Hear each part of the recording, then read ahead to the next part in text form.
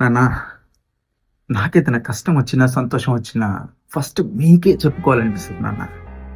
ఎందుకంటే తనకి ఎంత పెద్ద కష్టం వచ్చినా రొమ్ము విరుచుకొని మరీ ధర్మం వైపే నిలబడుకునే ఆ శ్రీరామచంద్రుడిలాగా నాకెంత పెద్ద కష్టం వచ్చినా నీ వెనకాల నేనున్నానురా అంటూ రొమ్ము విరుచుకొని మరీ నా వెనకాల నిలబడుకునేది నువ్వే కదా నాన్న.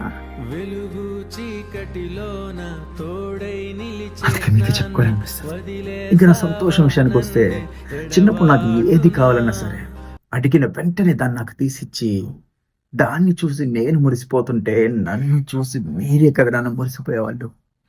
అందుకే నా సంతోషాన్ని కూడా మీకు చెప్పుకోవాలనిపిస్తది. కానీ ఇప్పుడు నా దురదృష్టం ఏంటంటే ఇలాంటివి నేను మీకు ఎన్ని చెప్పుకున్నా సరే అవి మీకు వినబడనంత దూరంగా మాకు వెళ్ళిపోయారు కదా నాన్న.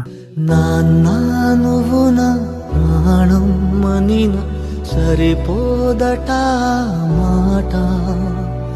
నాన్న నీకై ప్రాణం ఇవ్వన ఇదిగో ఇది నా మాట.